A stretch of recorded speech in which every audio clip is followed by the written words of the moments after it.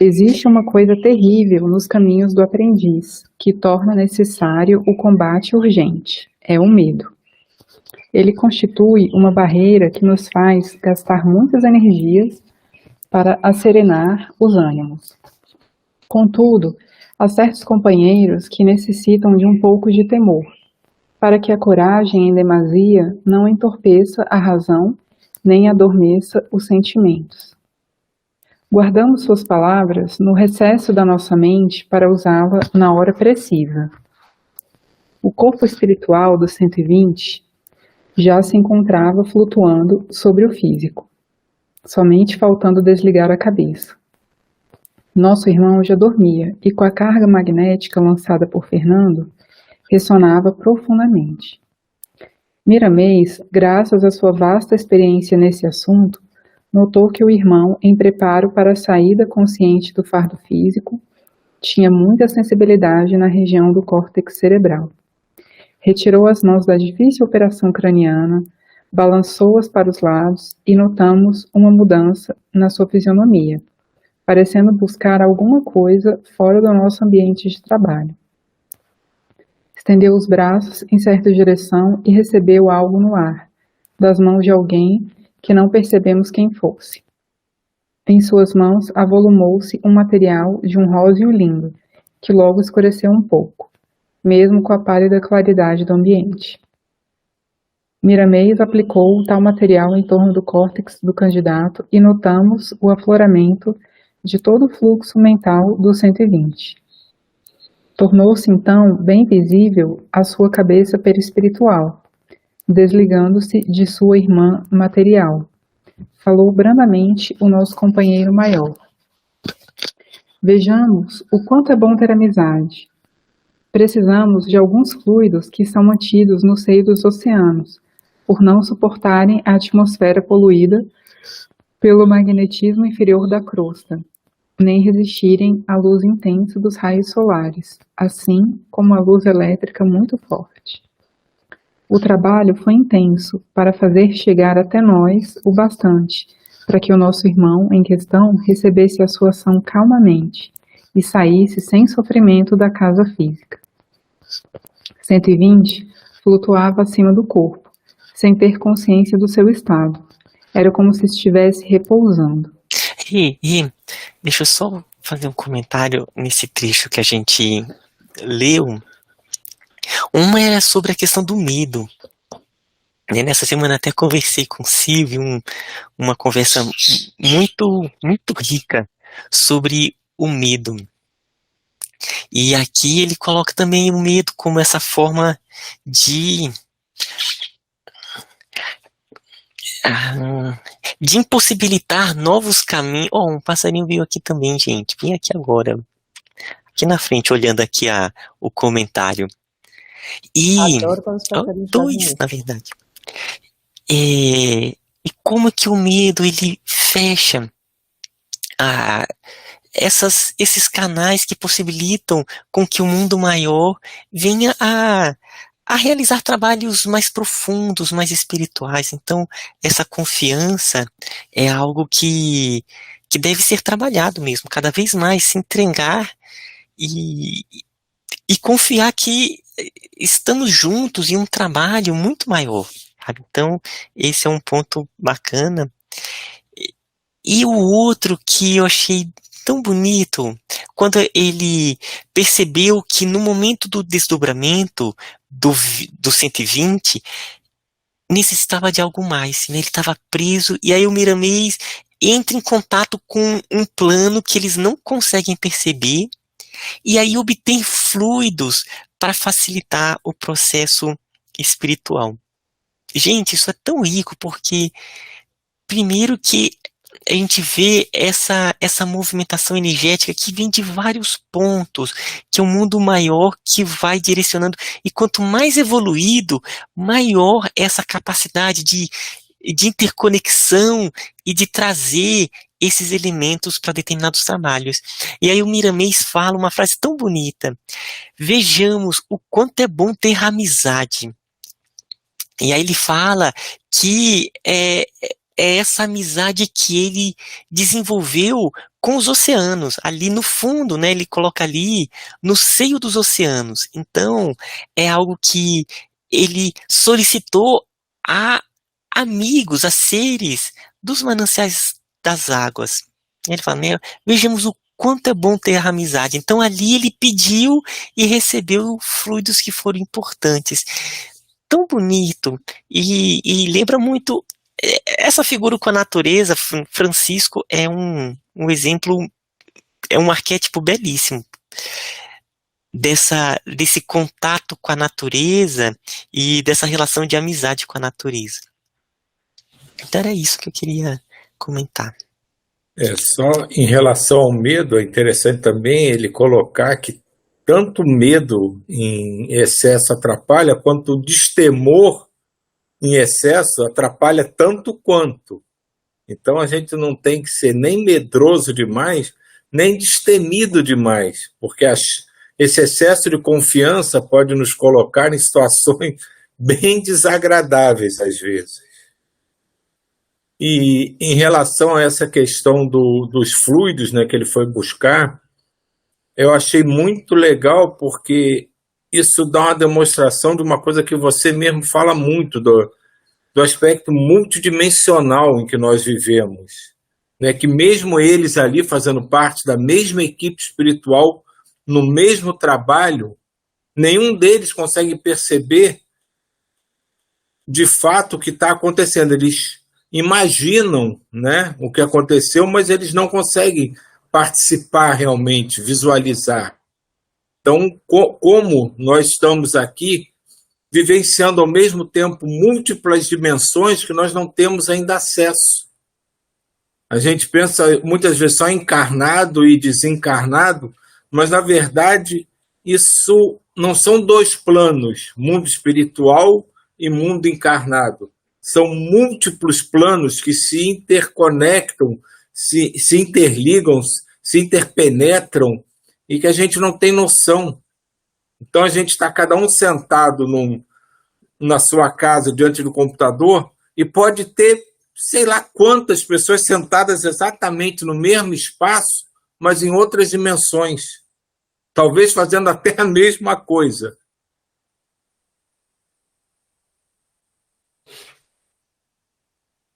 Nossa, eu acho isso tão bonito. Isso toca tanto. E esse ponto do medo que você colocou, Ci, foi tão legal. É uma espécie de ousadia e de prudência ao mesmo tempo, né? Então, é aquele equilíbrio onde há coragem, mas a prudência também procurando seguir o caminho do equilíbrio nesses dois pontos. Eu chamo isso de medo com confiança. Você vai com medo, vai se segurando em tudo que pode, mas vai, porque você confia. Então, acho que o melhor caminho para a gente é esse. Ir com medo, mas com confiança. Ir mesmo assim.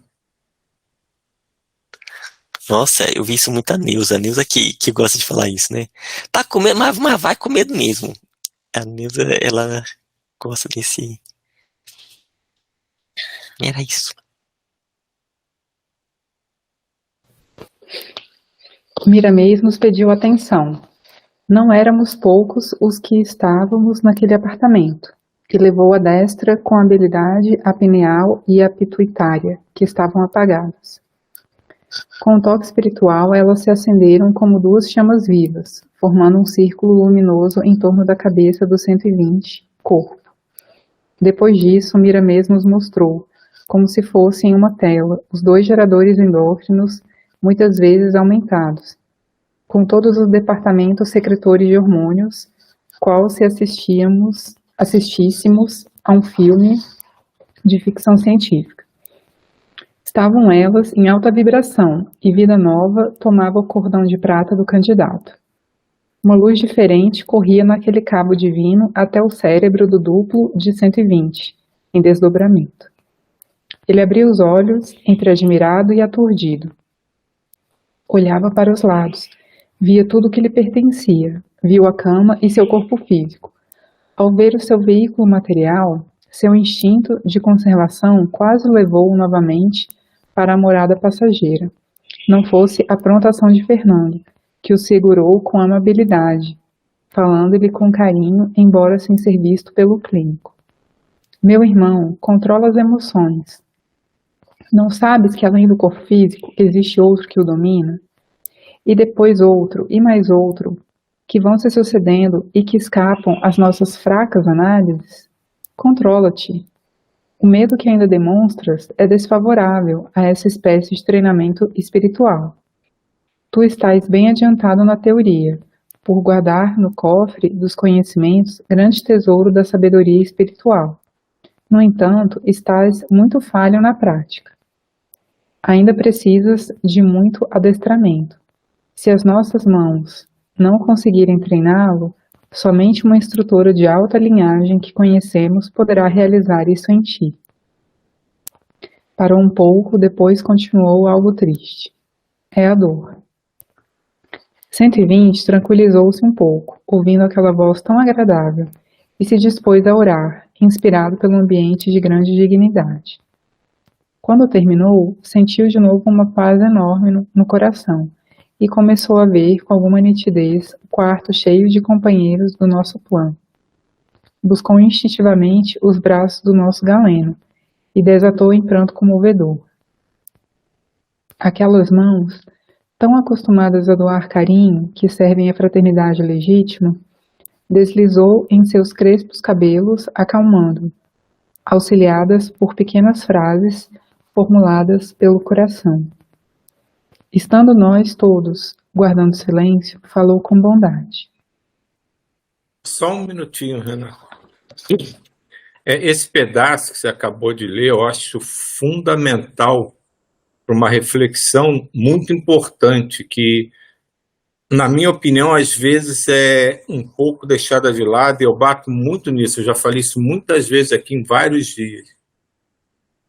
Quando ele fala aqui que você já tem, que o 120 já tem, né, um conhecimento grande porque estuda, mas a prática é deficiente.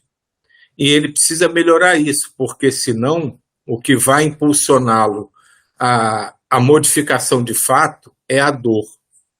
Isso me leva a uma das máximas que é muito utilizada no meio espírita, que é cada um a seu tempo.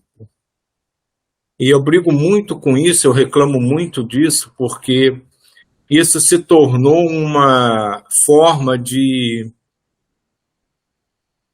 justificativa para as pessoas não fazerem o que tem que fazer.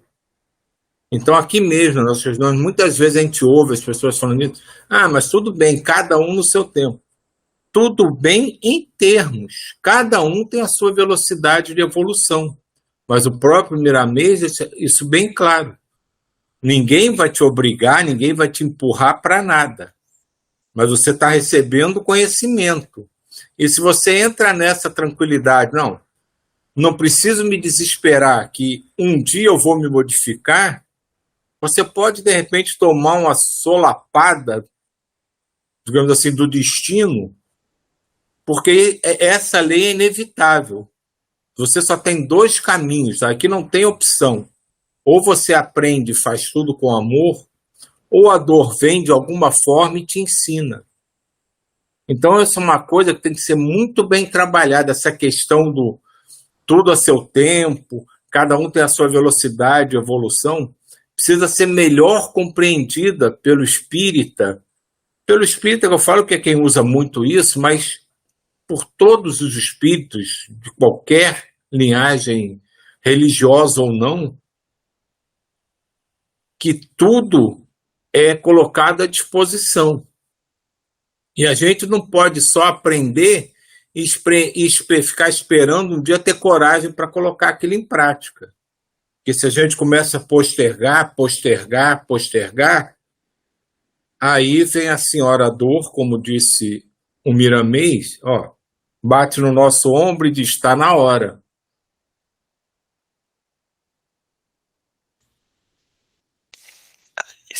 Esse ponto, eu me lembrei de um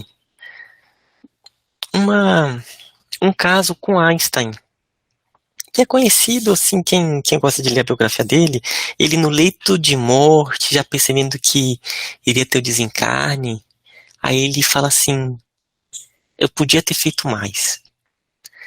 É aquele momento em que a pessoa percebe que vai ter a transição e olha a vida e fala assim, "Hum, eu tinha possibilidade de ter feito algo além do que eu fiz."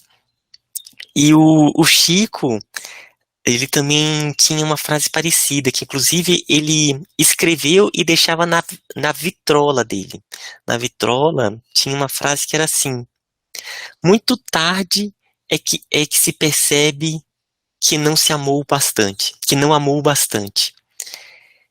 Ah, pra gente ter esse ponto mesmo dessa responsabilidade que nós estamos aqui para aprender, né? Então, esse ponto que você colocou é muito interessante, porque tem muito isso mesmo. Fala assim, não, nós temos aí muitas vidas, né?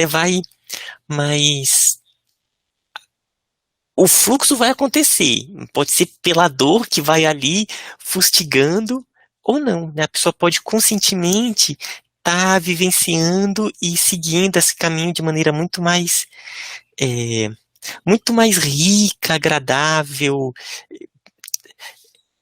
leve, né? A dor sempre tem, porque é uma forma de direcionar, mas ela é amiga para aquele que está procurando seguir o fluxo. Então, esse é um ponto realmente relacionado a esse caminho, né? Quanto que a gente pode aproveitar. É como se houvesse um grande intervalo, e a gente pode vir tendo feito, ou pode ter vindo fazer a passagem, tendo aproveitado bastante essa reencarnação. E ainda sobre essa teoria e prática, eu também fiquei, estava até esperando o momento que ia parar, e foi ótima essa parada, que eu também pensei com relação ao, a essa característica que se tem em algumas pessoas, em alguns locais, da gente estudar muito e começar a vivenciar na prática é um outro mundo e que às vezes muitos esquecem, e eu tenho um pouco essa característica, né? Às vezes, agora já eu estou mudando. Eu comecei a perceber a riqueza dos exercícios, da prática, mas às vezes fica com muita teoria, mas é necessário realmente procurar vivenciar, né? Então, conhece muito sobre a prece, mas poucas vivências sobre a prece. Então, sobre o magnetismo de cura, mas poucos exercícios de magnetismo de cura. E a mesma coisa com a fraternidade, né? Então, ali o próximo, a pessoa ao lado, a, a leveza com o próximo, o acolhimento. Então, é algo que a gente tem sempre que ter um pouco essa ideia, né, que a teoria auxilia a prática e a prática auxilia a teoria. Então é um ciclo que se complementa. Nossa, eu concordo plenamente com você, porque eu acho que assim, quando fala a respeito isso que o Didi estava falando, que não tem que cada um no seu tempo, eu acho que para as pessoas que têm um conhecimento maior a respeito, que tentam entender, ter um entendimento maior a respeito disso tudo, é que realmente você tem que juntar as duas coisas. Você tem uma teoria ali que você está estudando, está se aprofundando e se acha capaz de tantas coisas, mas você tem que também ter essa prática que você está falando, porque senão você acumula tudo só para você. Eu acho que nesse sentido é que as pessoas devem caminhar um pouco mais rápido, né? Tentar caminhar um pouco mais rápido, porque já tem uma base. Mas, de uma forma geral, a maioria das pessoas, a maioria não, que eu também estou generalizando, muita gente não tem nem conhecimento. Muita gente que está por aqui na Terra, não tem o conhecimento de nada, não tem a crença de nada. As coisas parecem que estão muito... é isso aqui, acabou isso aqui, não tem mais nada, né? E aí eu acho que cada um realmente no seu tempo. Uma vez a gente fazia parte de um centro espírita aqui do Rio, e o presidente desse centro, estavam falando a respeito de uma religião tal lá, e ele falou uma coisa até interessante, que era assim, essas pessoas, elas pelo menos estão procurando essa religião, porque elas ainda não têm a capacidade de ter um entendimento de tal outra, ou de tal outras coisas, mas ela tá a fim de ter um conhecimento, de ter uma ligação com o maior, e que seja por ali, que seja para aquela religião lá que eles estavam lá, algumas pessoas estavam lá meio que condenando. Eu achei interessante isso. Acho que são as buscas, né, das pessoas. É o tempo também. Em relação às buscas, assim, quem começa a buscar, eu acho que o Ismael, pelo que a gente conversa, ele faz a mesma coisa. Você sai da caixinha, que você começa a ler tudo que chega à tua mão. E muitas vezes não tem nada relacionado à religiosidade. São coisas que você vai tentando compreender que pessoas estão vendo, né, em relação à transcendência. Mas, assim, por isso que eu citei nominalmente os espíritas, porque os espíritas, teoricamente, eles já têm acesso à informação e utilizam a mesma coisa. O que o Miramês deixa bem claro aqui é que todo mundo vai ser cobrado. Não existe essa história de eu não sei nada, então não preciso fazer a prova. Todo mundo vai ser cobrado, mas vai ser cobrado de acordo com o que conhece. Não adianta eu fazer uma pergunta de física avançada para quem está no maternal. Ele não vai ter nem ideia do que eu estou falando, mas ele vai ter a cobrança de acordo com o que ele deveria saber lá no maternal. Então, o que o Miramês deixa aqui bem claro é que todo mundo, sem exceção, em algum momento vai ser cobrado. É lógico que, por até coerência, a cobrança vai ser de acordo com a capacidade que ele tem de responder, digamos, as perguntas que serão feitas. Mas ninguém vai deixar de ser cobrado. Então, quanto mais você aprende, que é a questão do 120, maior é a cobrança. E quanto mais você vai crescendo nesse aprendizado, menos você pode usar essa história há um tempo, daqui a pouco eu resolvo isso, um dia eu resolvo isso. Porque o universo tem pressa. E principalmente nesse momento de transição, quem acompanha de fato tudo o que está acontecendo, vê que o mundo espiritual está com pressa. E está acelerando as coisas para que tudo entre nos eixos. E quando chegar o momento, digamos, a hora H de acontecer fatos mais importantes, eles não podem se dar o luxo de, não, peraí, esse aqui está quase lá, vamos dar mais um tempo ele. Quem está pronto vai, quem não está, não vai. E é simples assim. É interessante, não, assim, uma coisa que talvez seja minha, eu não gosto da palavra de cobrança, porque eu acho que a cobrança deveria haver uma palavra mais acolhedora para a gente.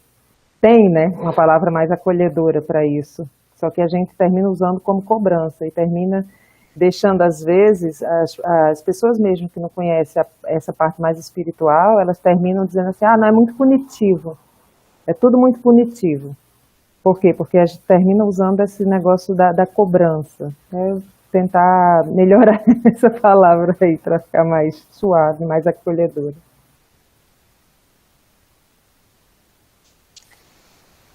É interessante esse ponto. Realmente dá um pouco a ideia mesmo, né? Cobrança parece algo bem, bem punitivo. Quando você estava falando, eu até pensei, qual poderia ser uma outra palavra? Eu não consegui pensar aqui em nenhuma que pudesse trazer essa ideia. E a questões das palavras, eu me lembro nos trabalhos espirituais, quando os próprios espíritos pediram para começar a mudar alguns termos, sabe? Então isso veio de cima. Então, um que falava assim, um campo de força, aí começou a ser mudado para o campo de acolhimento. Me lembro que tinha uma que, quando a gente ia fazer o acolhimento dos espíritos, a gente chamava do recolhimento dos espíritos. Aí teve um dia que uma entidade ainda incorporou e falou assim, olha, não digam recolher espíritos, porque aí foi até forte assim, ele falou assim, porque eles não são lixo. Aí a gente ficou assim, né, aquela fase. Aí foi aí que começou a não mais usar a palavra recolher, né, e sim acolher. E aí foi mudando. Então aí começou a vir, por causa disso, aí começou assim, pensar em vários outros termos para como lidar de uma maneira mais acolhedora mesmo. Embora isso seja apenas uma questão semântica, tem que ser uma coisa que as pessoas entendam a ideia do que tem que ser feito. Nesse caso de recolhimento para acolhimento, quem está ali recebe. Mas nesse caso não se acha outra palavra, porque realmente a ideia tem que ser de cobrança. Mas pode parecer impositivo, punitivo, mas a ideia que tem que se passar é de cobrança. Por isso que a gente não consegue achar, assim pensando rápido, uma outra palavra que possa substituir. Porque a ideia é exatamente essa. Você precisa me mostrar o quanto você evoluiu. E isso, para nossa compreensão, é uma cobrança. Eu não vejo nada de punitivo nisso. Mas assim, que é uma cobrança, é uma cobrança. Mas eu não sei. Deixa quieto.